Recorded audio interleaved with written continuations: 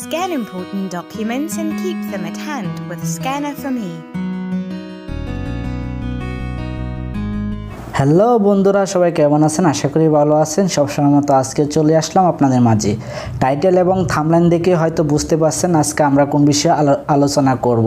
আজকে দেখাবো আপনাদেরকে ক্যাম স্ক্যানার, তো যেটা দিয়ে আপনার মোবাইল দিয়ে আপনি যে কোনো ডকুমেন্ট করে তারপর ইমেল অথবা ডকুমেন্ট শেয়ার করতে পারবেন।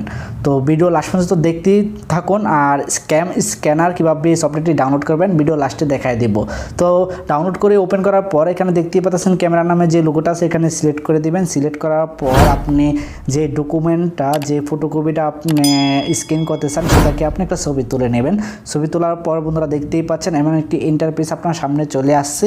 তো এখানে দেখতে পাচ্ছেন 3 নামে একটা অপশন আছে, এখানে ক্লিক করে দেবেন। ক্লিক করার পর সেভ দেখতেছেন, সেভে ক্লিক করার পর জিনিসটা সেভ হয়ে যাবে। তো আরেকটা ছবি তুলে দেখাবো। তো দেখতে পাচ্ছেন এখানে আবার ক্যামেরাটা অন করে নিলাম। ক্যামেরাটা অন করার পর আবার অন্য একটি পৃষ্ঠা আমি ছবি তুলবো। তো এখানে আবারও ছবি তুলতে ক্লিক করে দিলাম। ছবিতে ক্লিক করার পর এমন একটি ইন্টারফেস আপনার সামনে চলে আসবো।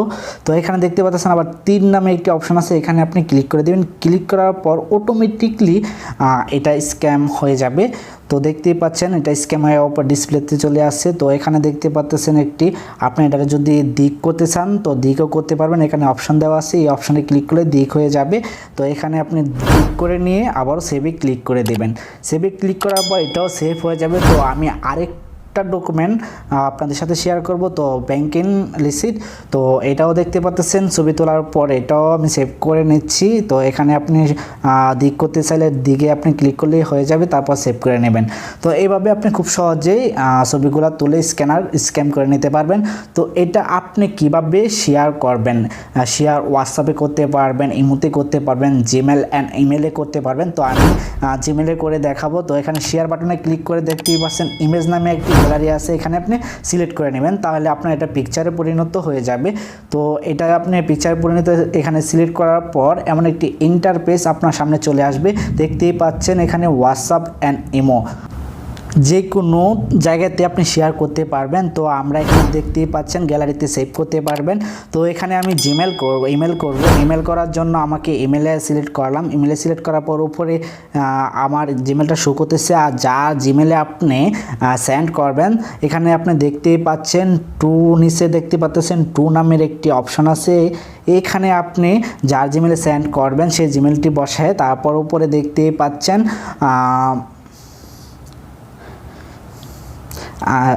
সেন্ড করার মতো একটি অপশন রয়েছে, এখানে ক্লিক করে দেবেন। ক্লিক করার পর আপনার সেন্ড হয়ে যাবে ইমেলে।